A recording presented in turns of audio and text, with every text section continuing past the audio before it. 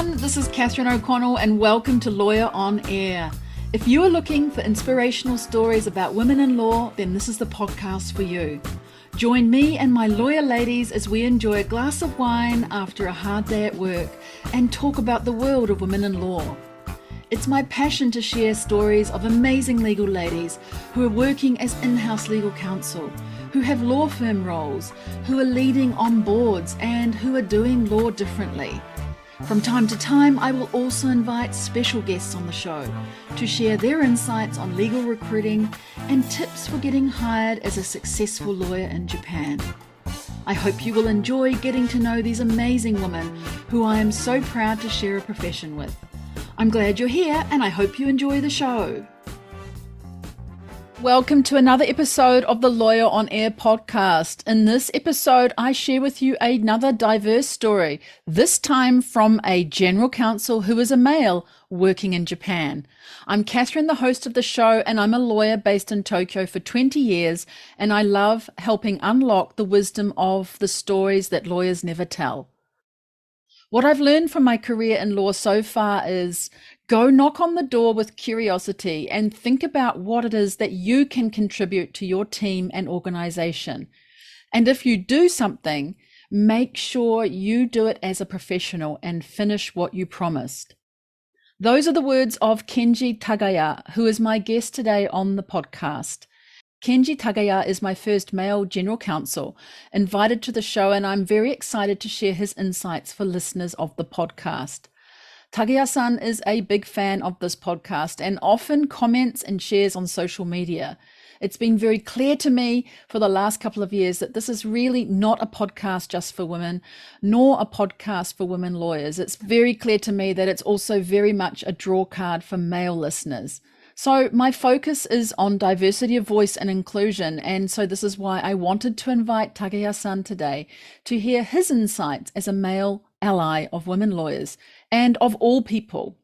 His philosophy being somewhere, someplace to create a level playing field for everybody to be able to shine and show the abilities they have. Tagaya-san is Executive Officer and Head of the Legal Group at Jera, which is one of the major energy companies in Japan, encompassing the entire energy supply chain from upstream fuel investment and fuel procurement through to power generation. Prior to joining Jera, Tagaya-san worked in a Japanese government financial institution and was involved in many oil and gas and power project financing projects. He also spent time at Allen & Overy in London and talks about this experience today. He was recently listed on the Legal 500 GC Power list for 2023 and was awarded ALB Asian Legal Business Japan In-House Lawyer of the Year in 2017 and Chambers GC Influencers Japan in 2019. You can check out Tagaya-san's full bio in the show notes. So what will you hear today from this podcast interview? Well, Tagaya-san shares how it is his mission to create a level playing field for his legal team members to be successful. It matters not if they are male or female, as long as the start point is truly flat and truly fair. He also shares how he believes it really is important not only to be a good lawyer and have legal skills and qualifications, but to think, if I pull away those things, what is left for me to contribute to this team? It might be finance, it might be marketing, it might even be that you're a mood maker or you have the ability to make people smile. Anything can be a contribution. You'll also hear what Tagaya-san looks for when he is hiring people, his thoughts about AI and legal tech in the future, and Tagaya-san shares his favorite podcast, the person he would most like to meet, and what he would do if he was not a lawyer, as well as other fun facts. Let's get into it.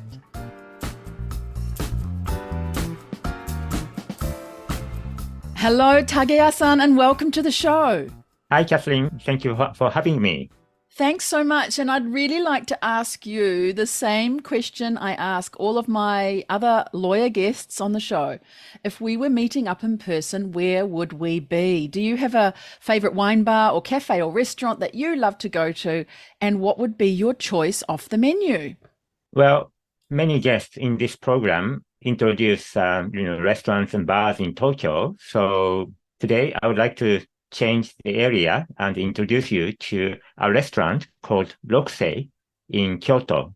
Okay, Rokusei in Kyoto. That's nice because I'm glad that you're taking us out of Tokyo because we're coming into a holiday season. So, tell me more about Rokusei in Kyoto. What is it famous for and why do you like it?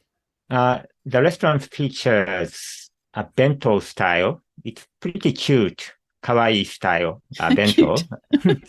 And it's located near Heian-Jingu Shrine in the area called Higashiyama, so the eastern part of the city. And city is really beautiful, and food is really nice and refreshing. So that's why I wanted to introduce. Oh, I love it. And so I plan to be in Kyoto in October, so that I guess they'll have a seasonal bento. What should I have to drink with the bento? What's your recommendation? Mm. Well, they offer all kinds of drinks. I think, from champagne, wine, beer, or even tea is also good. So please enjoy. Maybe all of them. Well, that's really Yeah. great. Thank you for taking us away from Tokyo. I love that you can do that. And anybody else who comes on the show can always choose something. It doesn't have to be only Tokyo. Thank you so much. And also, Tagaya-san, when I invited you to come onto the Lawyer on Air podcast, can you tell me what your first thoughts were about my request? Because you are a special guest today, and often I invite female lawyers. Tell me about your first reaction when I invited you. Well, I'm a big fan of this program, and I think I'm listening to every single episode until now. So when I first got contacted, I naturally thought, Catherine, you are looking for some female guests, and you wanted me to introduce some of the female colleagues. So I actually misunderstood your request. Oh my goodness, have you listened to every single episode? Yes, I think mm, Oh, I'm so so, far. oh, Mm. that's just makes me so happy to hear that. Is there anyone that you really liked so far? I guess it's hard to say one It's hard to person. say because guests are all attractive in a different way. So I'm Mm, always enjoying. right. What do you really like about the podcast in particular? What makes you listen to it every time? Well, to be honest, I am impressed by their thoughts, ideas, activities, regardless of their seniority, age, positions, and even leaving aside gender. I think guests are all attractive. Yeah, they all have something attractive to say. And I feel, when I ask everybody, their first reaction is, oh, I have nothing important to say, or my story's not very interesting, or really, you want me to come on the show? But there's so many amazing people. So that is absolutely everyone's first reaction. That's But right. But yeah, for yeah. this one particularly, I naturally thought listeners would like to hear from their female role models. So in a sense, I'm a kind of unwelcome guest, uninvited, unwelcome guest. Yes and no, because as I've always said, just hearing one sort of voice, maybe experienced lawyer or junior lawyer, or only hearing a female voice and not hearing all the other genders is just not quite right. And so, of course, you are a very welcome guest, and I really appreciate that. Is there something that helps you as a leader, as a lawyer, as a male when you hear the things on the podcast? Is there something that you would hear that you normally may not otherwise get the chance to hear? Mm, because I have listened to every single guest, it's difficult to generalize. However, the guests' ideas and thoughts are all stimulating. I think Mm, I am learning the mm. most out of this program. So, Oh, that's great.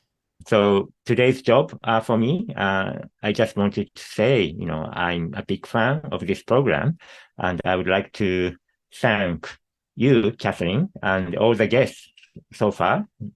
And when I say this, my job is pretty much done today. Oh, okay. We'll finish now then. I really appreciate that. And it's really great for all the other guests who've been on the show, given their time and their energy and, had a bit of faith to come on the show. It really makes me absolutely delighted to hear you say that. Thank you so much. I know that you've got this connection with Kansai area. You talked about Kyoto and Higashiyama.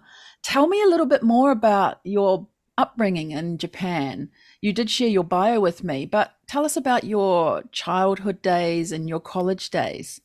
Sure. I was born and raised in Osaka, in the suburbs of Osaka. I have two brothers and I am in the middle. Unlike many guests in this program, I think I was a kind of shy boy who are not good at explaining my own thoughts or opinions. I'm kind of quiet guy, reading many, many books instead of actively running around outside. Right. So you're what we sometimes call a bookworm. A bookworm is the person who's always got their head buried in the books. And I get that, right? I think there are some people who've been on the show who are a bit like that as well, but I think that they perhaps had opportunities that may be a little bit different to what you had. So you went from being a kind of bookish type guy. What happened, as you grew up? What were you thinking about for like your career or things that you wanted to do?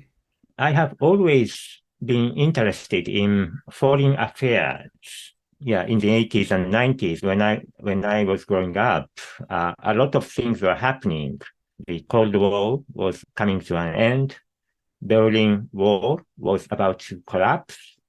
And so many things are affecting the world. And I have long interested in such foreign affairs. Right. So as well as reading the books, you were watching maybe on TV or you were listening and hearing about these things, right? Just following out of interest. And back then, there was one famous professor who was very well known as an advisor to many prime ministers who are active in TV programs and who are vocal in many, many international conferences. So I naturally became interested in him and I was following a lot. And actually, he happened to be a university professor that I went on to, which is Kyoto University. Right. So he was a professor that really impacted you then.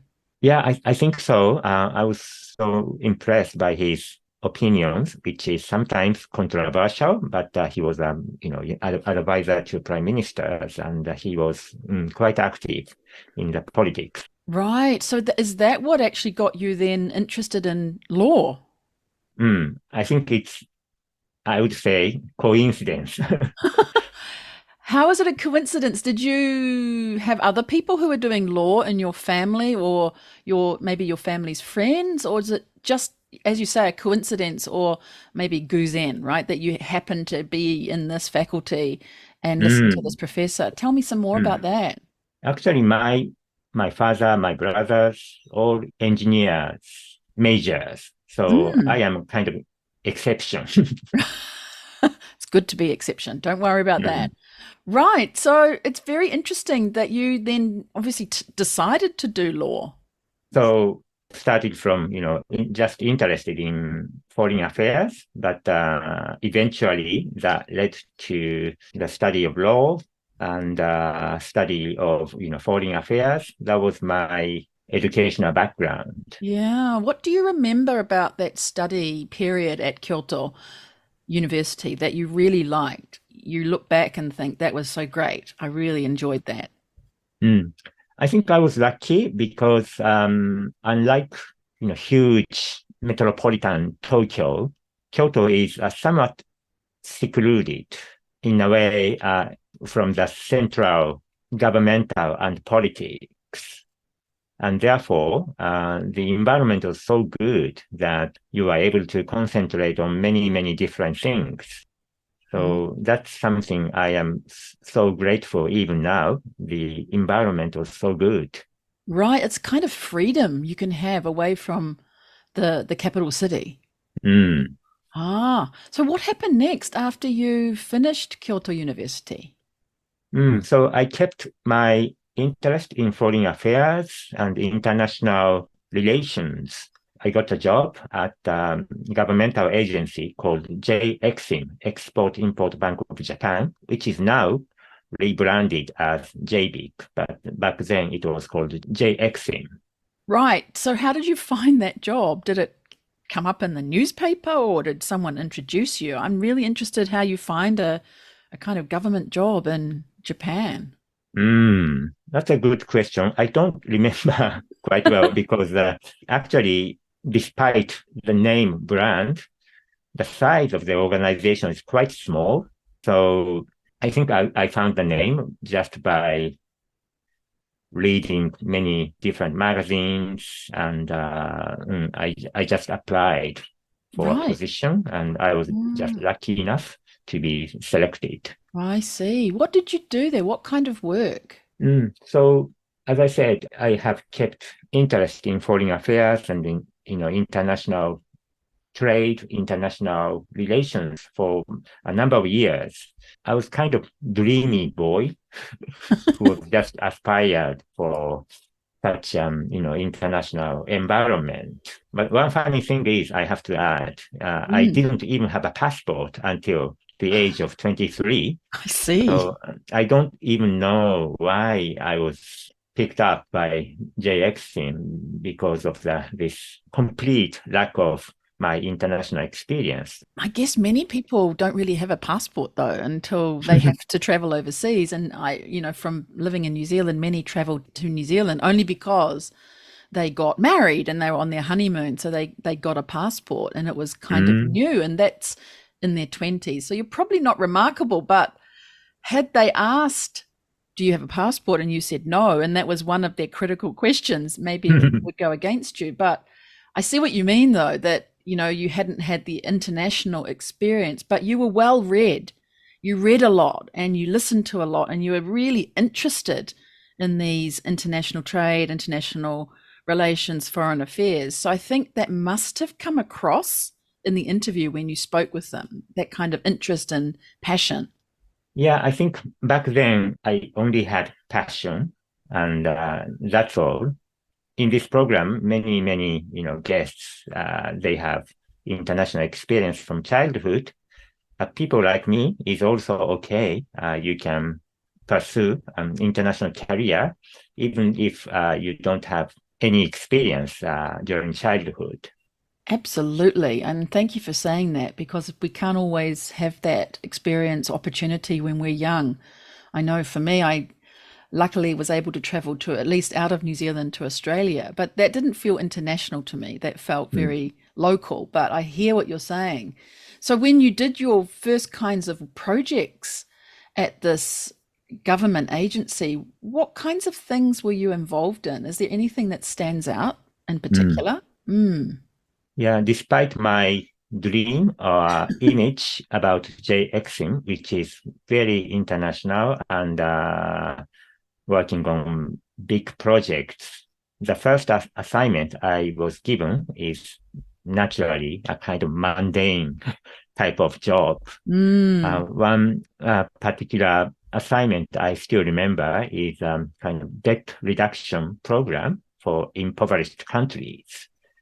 There's an international conference, government agreements, and debt reduction program. The work came to me was just recalculate principal and interest exactly in the way agreement was reached in the Paris conference. So that was the first assignment I remember. Yeah, so when you say that, it sounds like my eyes are going to close and I'm going to fall asleep as a lawyer, right? Or as a new law graduate. So, how did you tackle that? If you were not really maybe focused on that kind of work, what did you do?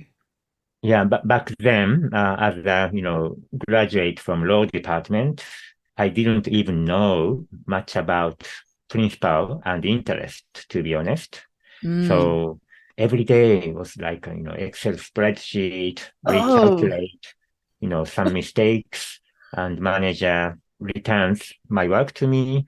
And I felt like it's kind of endless, until midnight almost every day, recalculate. It was such a mundane kind of task, I remember. yeah, and it must have felt so different to what you just said about the kind of work you were dreaming of in international trade relations, foreign affairs. It's given this kind of different impression to the work, right? Doing recalculations of principal and interest. Wow, what was your feeling then after you did this kind of work? Did it change? Yeah, one thing I'm proud of is I didn't try to escape. I just tackle it head on. If I had questions, didn't afraid of asking. And I realized how little my knowledge is, but I just continued. Now, almost 30 years on, thanks to this experience, I can calculate, for example, net present value of investment by myself. Mm. So now I think I am very, very thankful for this first assignment. In this world, you come across with many, many well-known lawyers and GCs, many different companies, well-known. However, if you brand yourself as a lawyer with finance knowledge, finance experience, that's going to be a strong weapon, which is very rare. So one of the advice I would like to share here today is if you get promoted as a lawyer, naturally you have to know the numbers. You have to understand the company's bottom lines. And therefore, you can just be, I'm a law expert, so I'm not interested in numbers. That doesn't work in a corporate environment. Therefore, at some point in your career, I really recommend you become interested in finance and accounting. That's really great advice. I think you're so spot on that knowing finance as a lawyer is a real superpower. And I just wonder why it's not taught at university, at law school. Why not? Mm. I would like to even advise to today's university professors in the law department, you should include finance in your program. Maybe they don't teach it because they don't know it themselves, but I guess no offense to them, but they could bring in an expert who could speak about it, or maybe a practitioner, a lawyer who's out there who does the finance and law combination. That would be just an extremely good value add for law schools. And perhaps there are some law schools that are doing finance for lawyers, but you've so hit a really great spot on what we need to be thinking about as lawyers, not just focus on the law only. Do you have any other advice from those days at JXM or other advice that you got from maybe other people at the time?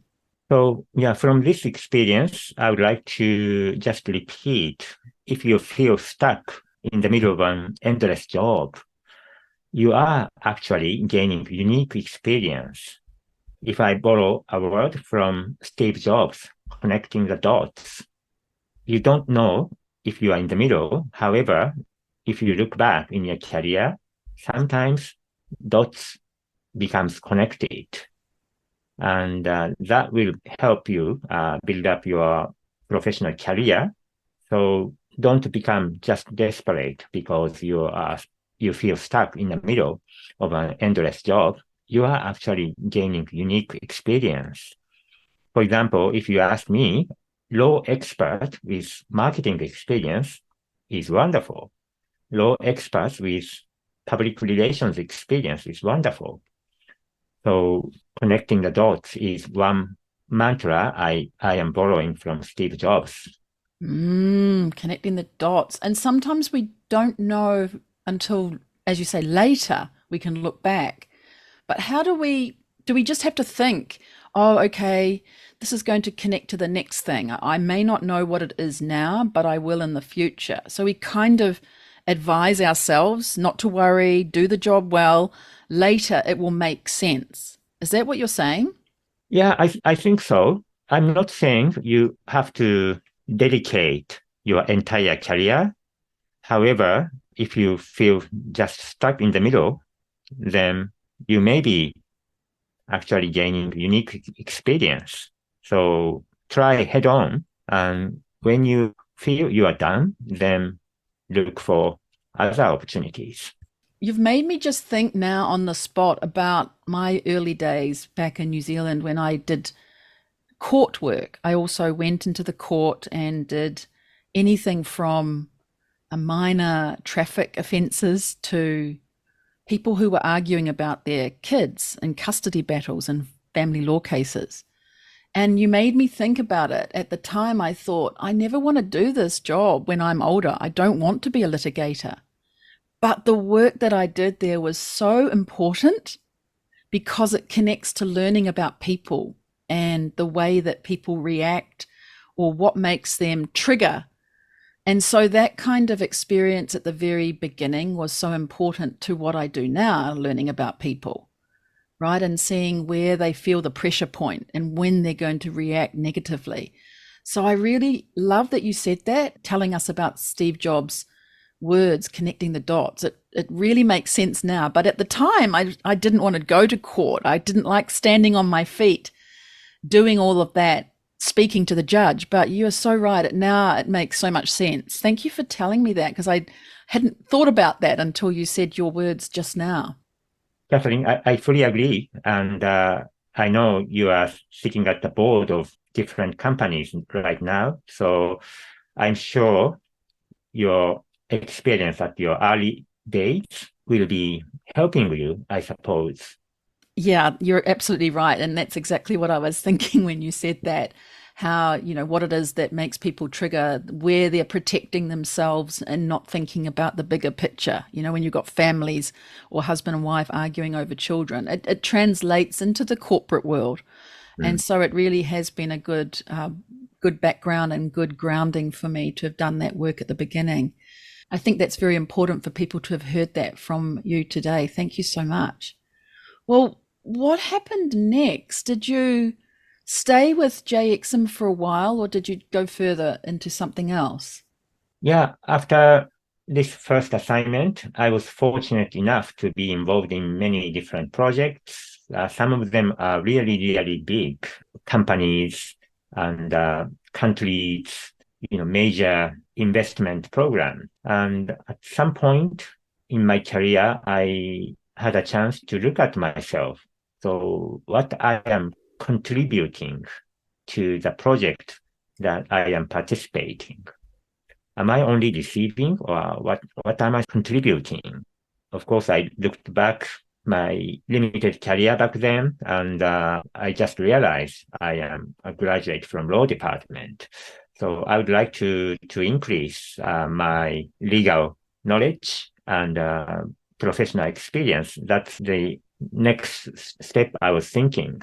I'm always keeping in mind to be open to contribute something as opposed to just waiting for an assignment to come to me. There's JFK's famous statement: ask not what your country can do for you, ask what you can do for your country. And if you replace country with your own project or your workplace, then this is another mantra that I am always keeping in mind.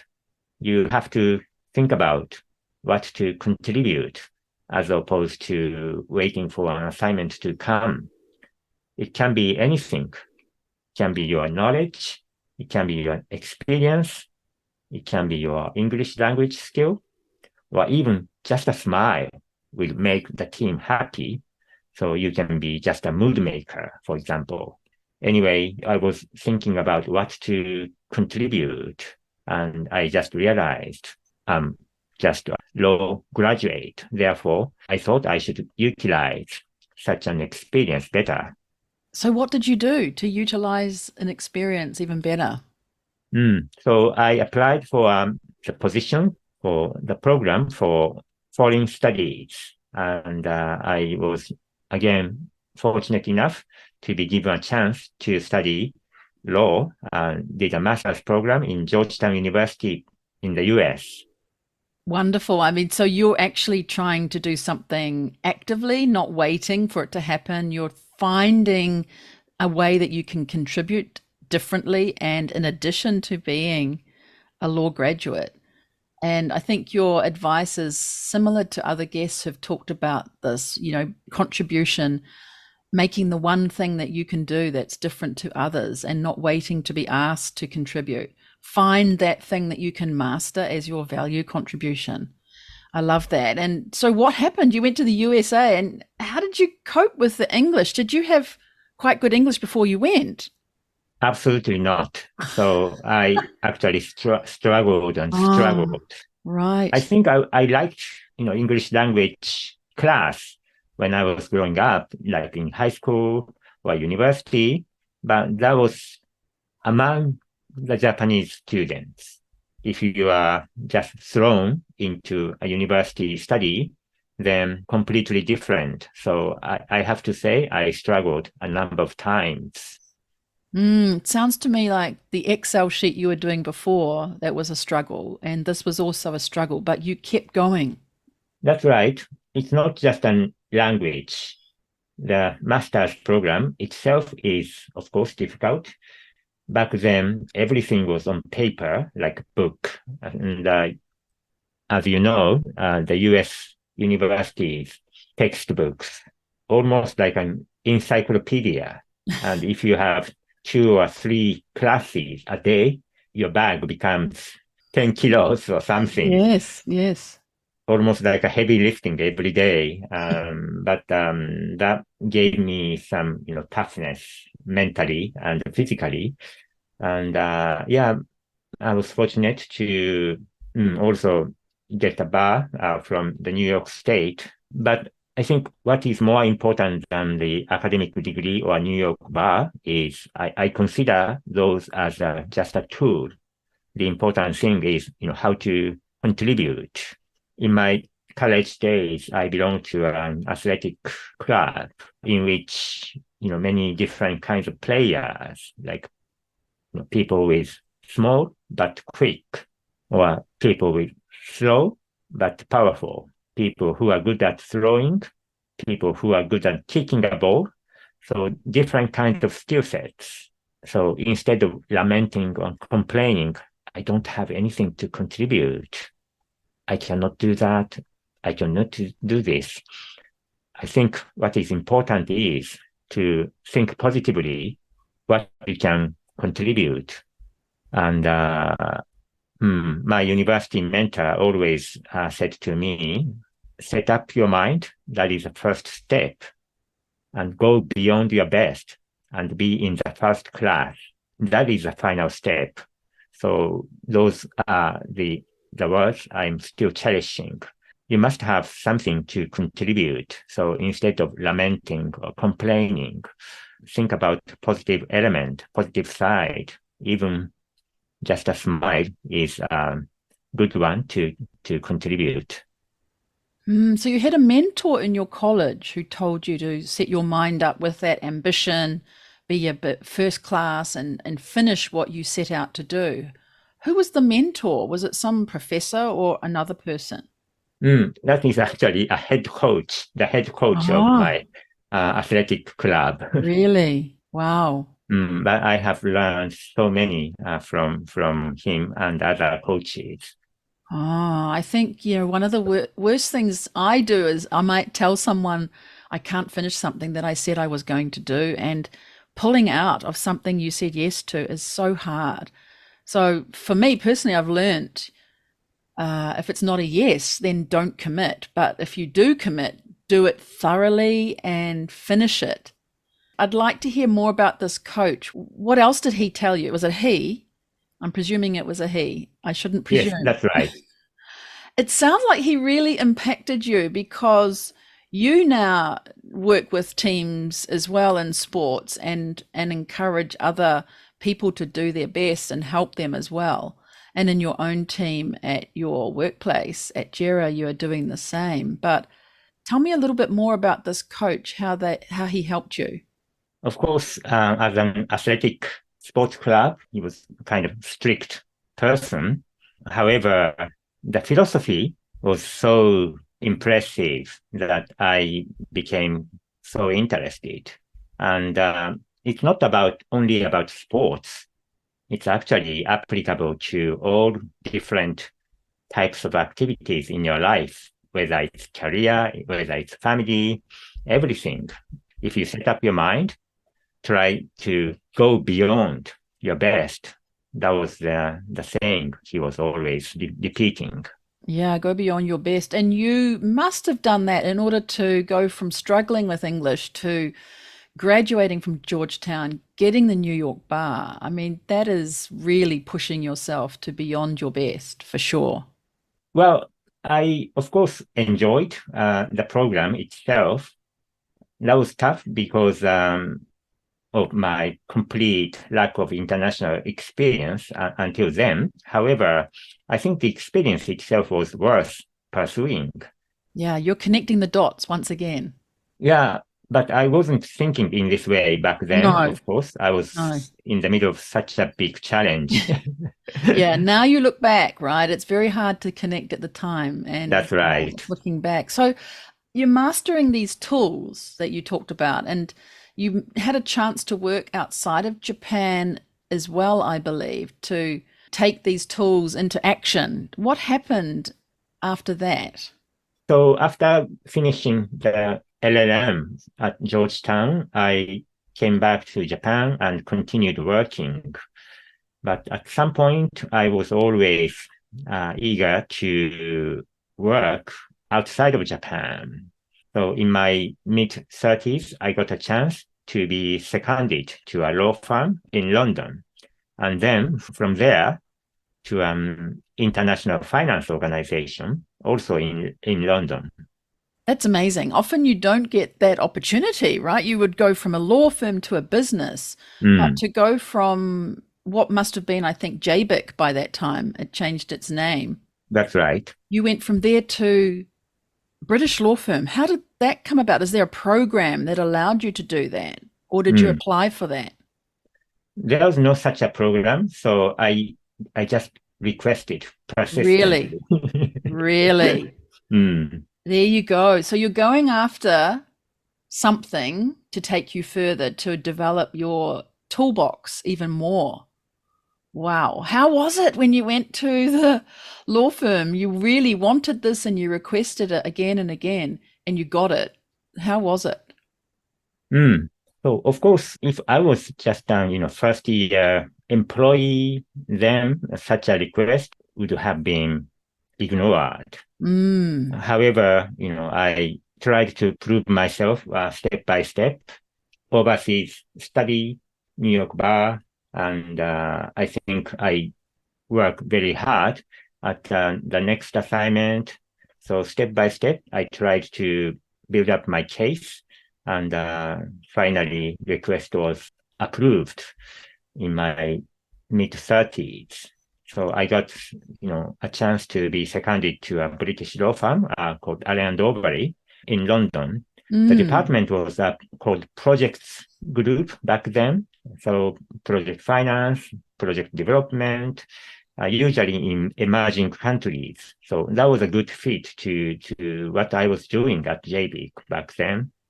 Right. But then you've got this other secondment that happens that probably you didn't imagine would come up. That's right. So I really enjoyed my days at Island Overy. People are nice. And I also had an experience to get involved in the UK projects, which I didn't have experience when I were at JBIC. So had a great opportunity to look at the project from a different aspect, pure lawyer's perspective. The UK legislation about PFI, some other things. That was quite a good new learning. And then another opportunity popped up when I was in London. That was law department in the international organization called EBRD, European Bank for Reconstruction and Development. I usually refer to that as a sister organization of the World Bank, kind of regional public development financing agency. Right. And I can imagine that knowing the calculations that you did back in the early days of the Excel sheet is kind of helping you out here too. I mean, you're dealing completely into finance as a lawyer, right? So, what was it like at the EBRD? What kind of environment was it in? What did you learn there? Mm. So again, the department I belong to was, huge, like 100 people. And I am the only Japanese employee back then. So just an example, my boss was French. My colleagues were British, American, Italian, Kazakh, German, and just me. So very, very cosmopolitan Hmm. workplace. Every day was like a, cross-cultural communication. Mm. If you work for a, huge Japanese company, then your international office, like New York office, London office, still you are working with many, Japanese colleagues. However, my situation was different. I was completely on my own, and I was the only Japanese surrounded by many different people from different countries. The corporate culture was completely international, cosmopolitan. So very stimulating and exciting time. However, if I'm asked, did I have any connection with executives? Do you have any, friends, acquaintance in the management?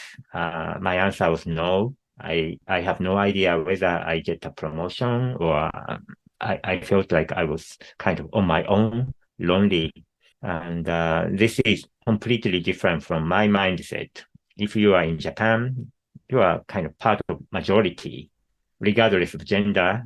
In the Japanese corporations, you are part of the majority.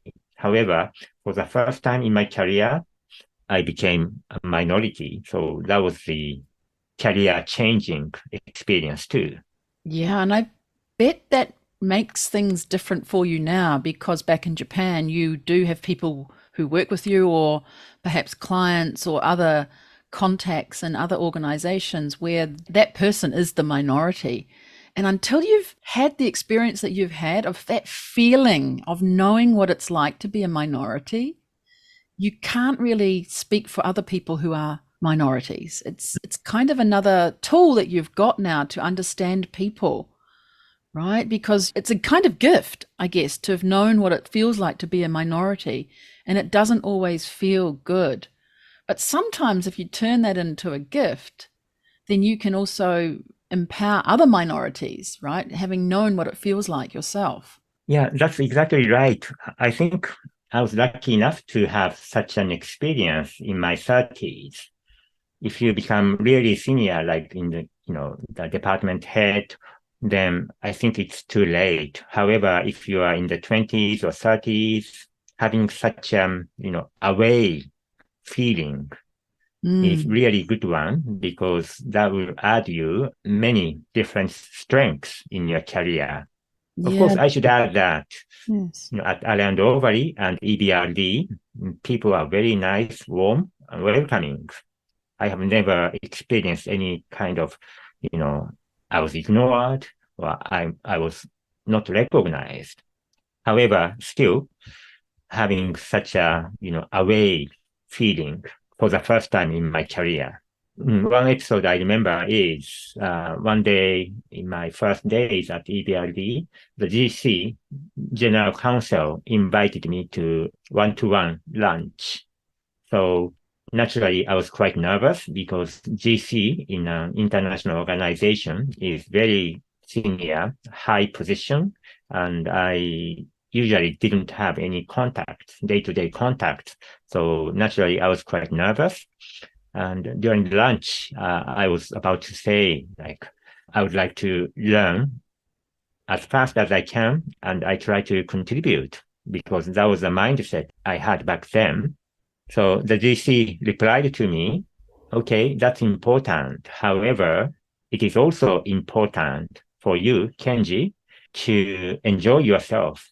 And I'm a bit surprised because when I was working in Japan, people seldom say, I'm enjoying or please enjoy your work. We just say, 頑張ります or we just say, ご迷惑をかけないように頑張ります something like that. I learn as fast as I can. People seldom say, please enjoy. But that was so surprising and refreshing. And I'm always having the word in my mind. And now that I am heading the law department of a company, then I am also telling my colleagues, especially junior colleagues, please enjoy. That's important. So this is something I still remember from those days. Yeah, you're so right. We hardly ever hear this enjoy yourself in your work. And it's really, really important. Those words that you said, gambarimasu, right? I'll do my best, I'll endeavor, and gomewaku o kakenai yoni, right? I'll try not to be a burden to you and do my best. How interesting that he pointed out, yeah, Kenji, you should also be enjoying yourself.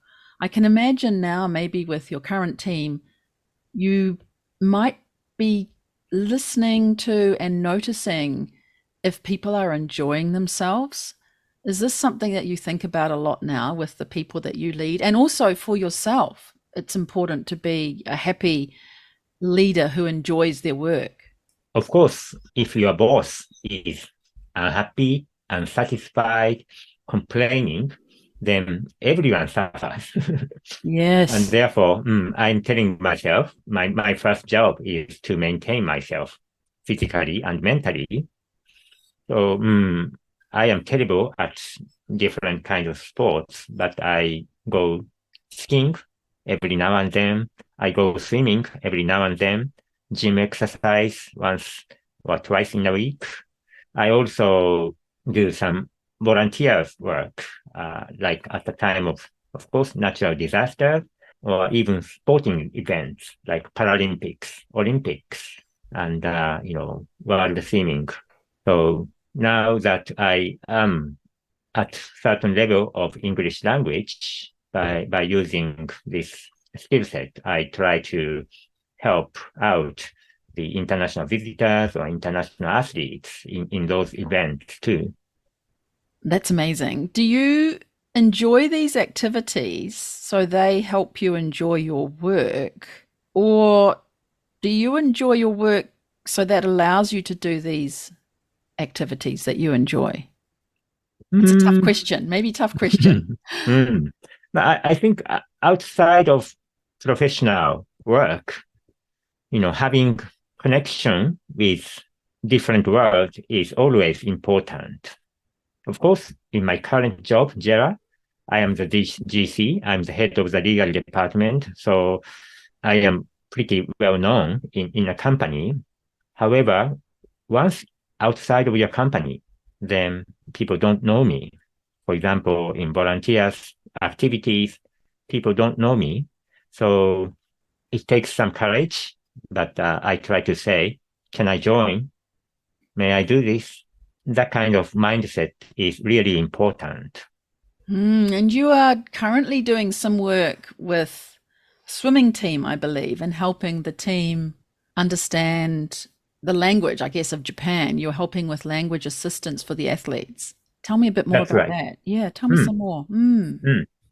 So I am not a good swimmer, but I like just watching those top athletes, like whether it's swimmers, Olympians, and therefore I took several days off of work, and I participated in a world swimming competition over the last few weeks. And that was really, really fun because I got assigned to the US team or British team and help them with the Japanese language completely different from what I was doing professionally. However, it's a kind of door to keep with the outside world. Yeah, and it sounds like lots of fun. I mean, you're using your English skills in a different kind of way. You're learning about people who've got this passion of doing, swimming in this case. And it must be really a really great way to improve yourself in a different kind of way. Like you're improving your way of thinking about other people or what is important to them. And you're actually just taking some time off work yourself to do this. It's a real investment in yourself, I'm thinking. Mm. To be honest, I think I'm just enjoying. No such, No agenda. sophisticated thinking. Just Mm. enjoying. Similarly, I'm continuing English language practice. Even now, even after having certain international experience, I am always practicing English language every day. Nowadays, with the help of modern technologies, you don't have to go to the English language newspaper, English language news. You can just listen them in Japanese by automated translation. However, I still love picking up English language newspaper and listening to English language news programs. I don't call them as language study because to me it's like a sports. It's practice, everyday practice, and that is a tool which connects me to the outside world. It's so good, isn't it? It's not calling it study, which feels kind of heavy and I have to do it. Whereas practice is like I choose to do it and it feels lighter and more enjoyable by using the different language towards yourself. I love that. Ah, very interesting. So you returned from England, then I think to Japan, and now you're at Jera. I really want to hear a little bit more about your team at Jera, but just before that, what it was that made you want to join this company that you're at now. Yeah, so after 4 years in the UK at Allen& Overy and EBRD, I returned to Japan and fortunate enough to get a job at JBIC again. Back then, I was legal manager at JBIC and great opportunity to test what I experienced in an international law firm, British law firm, or international finance organization. So I tried to do many different reforms. If you try to do some reform, then there usually is some oppositions internally, especially if you are working for a governmental agency or some conservative, strict organization. But JBIC was, I think, generous enough to allow me to do so. So I am so grateful for the colleagues and the bosses' cooperation. I still feel them as important friends at JBIC. And then in 2011, there was a big earthquake, as you know, in eastern side of Japan. And I became interested in, energy problems in Japan, which was huge. So in my mid 40s, I think back then, I decided to jump on to Jera, which was newly established as a joint venture between two major utilities companies. I don't know whether it was the right choice because energy problem was far bigger than I had originally anticipated. Many challenging problems such as, decarbonization, renewables energy, and also at the same time, you have to ensure stable supply of energy, especially for a country like Japan, island country with no grid connection with the continent. So the problem is huge, and I don't know whether I have made a right choice, but I think I am in the middle of my career journey. And when I joined Jera, I started with a small team of just 5 members. Now the team consists of about 30 people.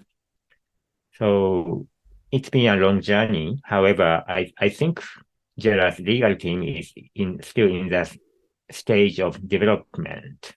Jera legal team encompasses the entire spectrum of different legal functions: legal, corporate governance, compliance, and the legal operations. So it's pretty much fully operational department. And one attractive aspect of Jera's legal team is it's very close to the management as well as to the business units. So unlike the stereotype image of corporate legal department, which is, I think, at the end of the decision-making process and just checking the approval paper, I think Jera's legal department, everyone is making the effort to be closer to the management and to be closer to the business units. So that's where I am right now. Is it exciting for you? Are you enjoying it? Well, I can say at least I'm enjoying. I think I am still in the middle of a long journey, but I think I am fortunate enough to be surrounded by intelligent and clever colleagues. And I think we are joining forces to make the team stronger. That's so good. And so at this point, I'd love to ask you a question, which is to complete a sentence for me. And it's looking back on your career in law so far. So the most important thing I have learned from my career in law so far is, what is it for you? I think I'm repeating, but knock the door with curiosity and think about what to contribute.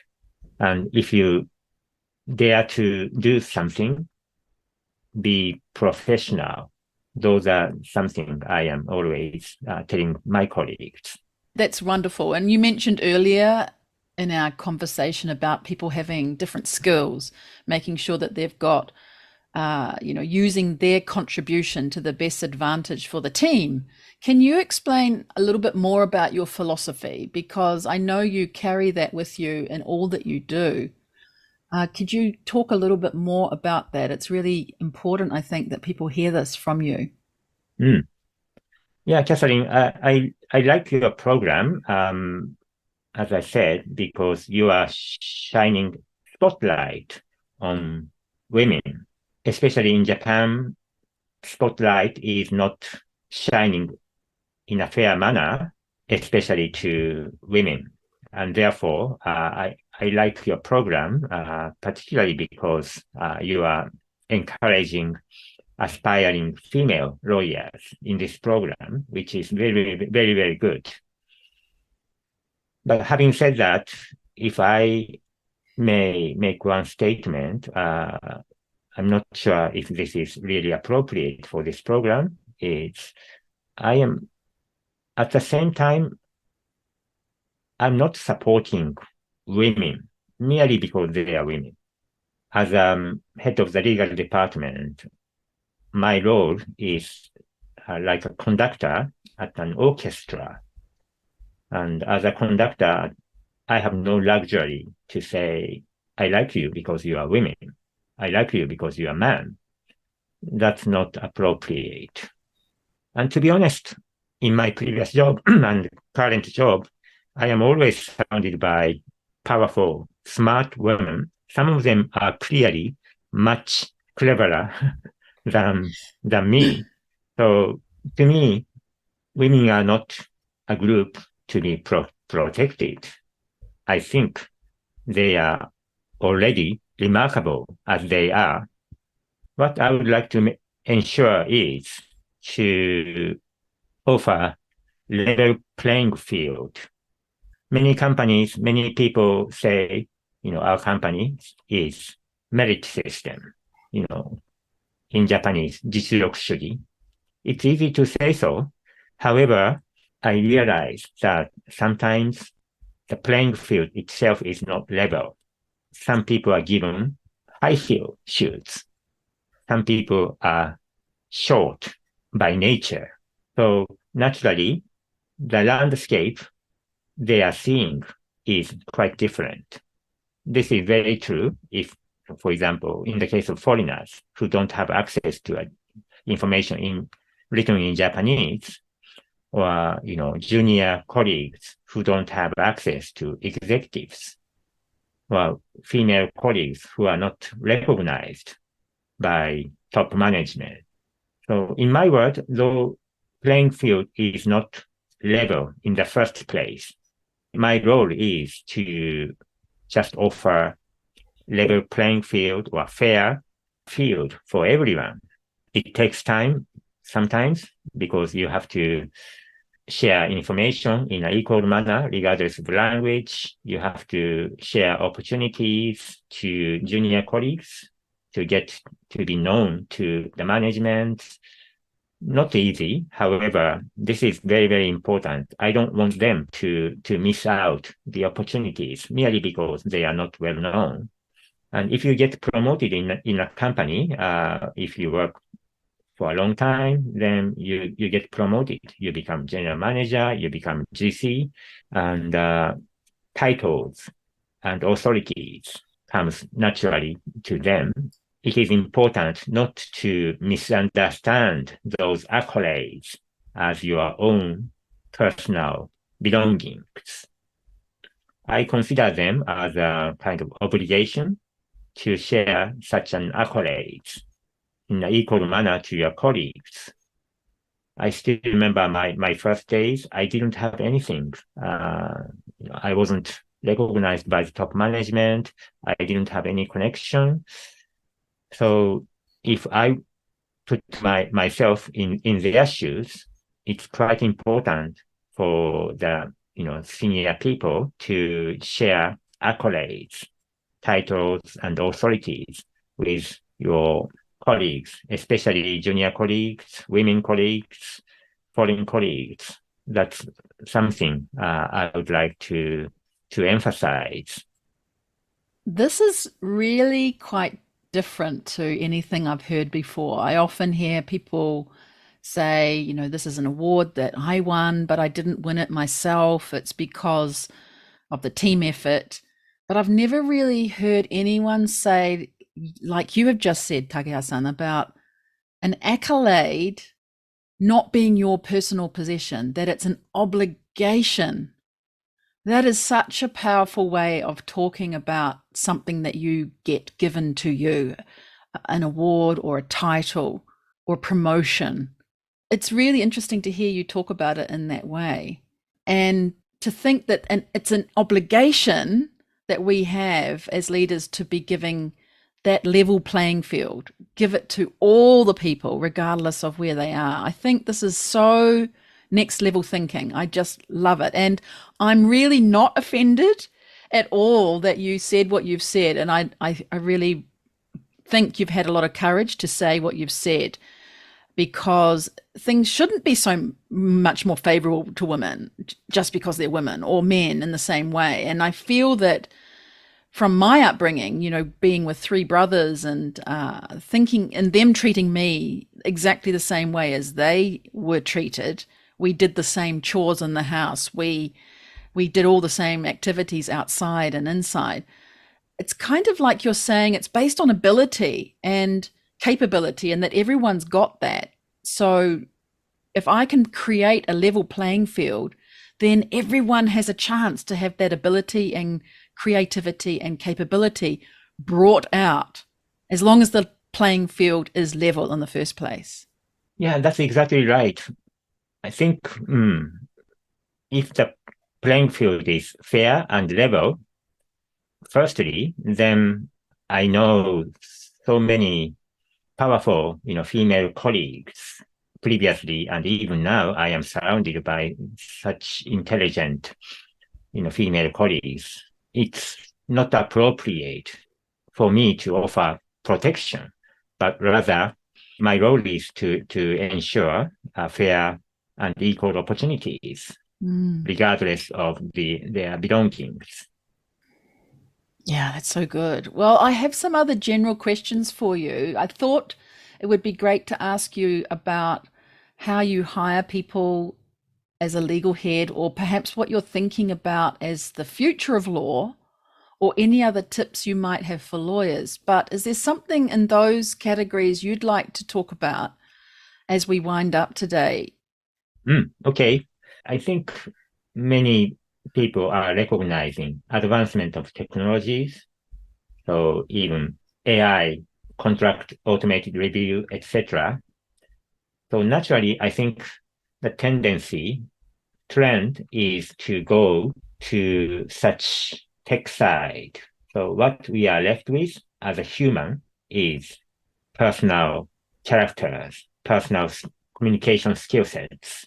So when I recruit people, the final condition I ask is whether they are right fit to the corporate culture and legal team's culture, because people and personality, communication skills are the most important as opposed to just knowledge, black law type experience. And if you get promoted and become senior in an organization, you get closer to the management, top management executives. Ask yourself, what do you have in addition to the legal experts? 弁護士 qualification is, of course, important. Qualification important. But if you remove those, what else do you have? Like an onion. If you peel back the outside, which is your expertise as a lawyer, your qualification, what is left in the center? That's right. You have to be, attractive as a person. So in order to be trusted partner to the management, trusted partner to business, I think people skill will become much more important from today. Perfect. I think you covered all three areas in one answer. Is there anything else that we didn't cover today that you would like to mention, or anything that you did say that you again would like to re-emphasize? Just again, always keep curiosity and have to knock the door. Can I join? May I contribute? Yeah, that kind of mindset is I would like to emphasize. Yeah, love it. May I join? May I contribute? Absolutely. All right, well, let's finish up the podcast today then with some lighter questions. What's one of your favorite sayings in English or Japanese? And maybe like a kotowaza, or something that you often repeat or you think about like as a mantra. It's not a saying. However, the GC's word, enjoy yourself. Perfect. Enjoy yourself. Absolutely. And I know that you like listening to music. So what's your favorite current music that you're listening to? Is a podcast okay? Oh, absolutely. As long as it's not mine. Another one. Recommend another one. Sure. I wonder whether this is known in Japan, but there's a program called How I Built This. Yes, I know that one. US radio program, I suppose. Yes. And conversation show, and sometimes features well-known entrepreneurs like, people who started from nothing. And that's always quite exciting. I started to listen just out of my English language practice, but the story is so interesting that I am keep listening.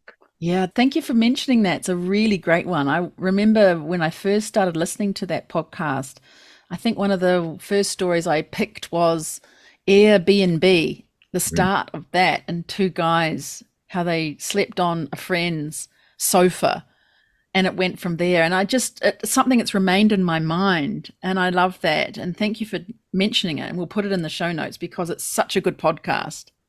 And you can pick up any story anywhere depending on what you think you'd like to listen to. So you don't have to listen to it in order. You can just choose one from there. That's great. Thank you for that. And Tagaya-san, if you were not a lawyer, what would you be doing? Yeah, I sometimes, at this age, I sometimes think about it. I think I wanted to be a teacher when I was growing up, school teacher. And you would do that? Not so far yet. I didn't get a chance, but I think helping the next generation is something I always wanted to do. Absolutely. And if there was something that you could do, like a project or something to master, like you want to write a book or you want to paint a picture, what would that be if you could have no restraints on you? You just had the ability to do it. You had all the skills, all the tools, and you could do it. What do you think that would be as a dream?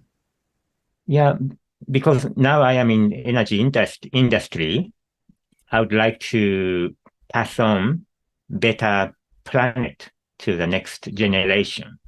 Now, climate change, environmental problems, wars, etc., and so many stress on the energy sector. But undoubtedly, next generation will need some form of energy anyway. Therefore, I would like to pass on the slightly better energy situation and the planet to the next generation. I love it. Yes, perfect. And one last question. If you were to spend one day with somebody, anybody, it could be someone who's no longer alive, who would that be and why?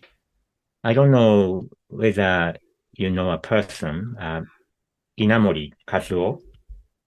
He's the founder of Kyocera, and he started today's KDDI telephone company, and he also helped Japan Airlines to recover from bankruptcy.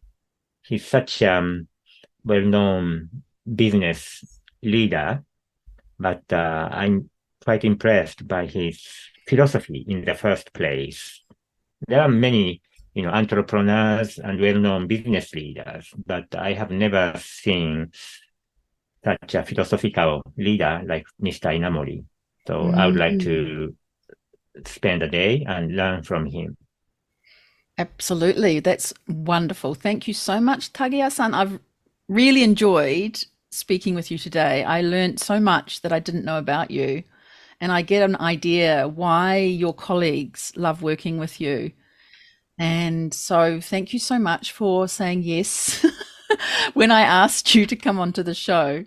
No, it's my pleasure. Actually, I still think I'm unwelcome guest, but I really enjoyed myself. So thank you so much. Thank you. And for some listeners who are intrigued, curious, they want to knock on your door, how can they do that? Can they contact you on LinkedIn, for example? Oh, yes, LinkedIn, please. Okay, we'll put that into the show notes, your LinkedIn connection details. And so everybody who's listening, if you did enjoy this episode, please do tell us that, write a review, give us a 5 stars on Apple Podcasts or Spotify, wherever you listen, and leave us something to tell us why you enjoyed it. I think there's been a lot of gems given out today by Tagaya-san. Go ahead also and share this episode with someone you think would enjoy listening and be inspired to live a lawyer extraordinaire life. That's all for today. Thanks, everybody. Cheers, kampai, and bye for now. Thank you so much for listening today to this episode of Lawyer on Air. I really hope that you were inspired by the story you heard and that you discovered something new about women in the law. Please subscribe to the show so that you don't miss future episodes. And if you can think of even just one person to share this episode with, that would make my day. I invite you to connect with me to talk more. Jump on over to LinkedIn or Instagram where you can find me, or send me a message via my website contact page. That's all from me today. I look forward to seeing you right here on the next episode of Lawyer on Air. Cheers, kampai, and bye for now.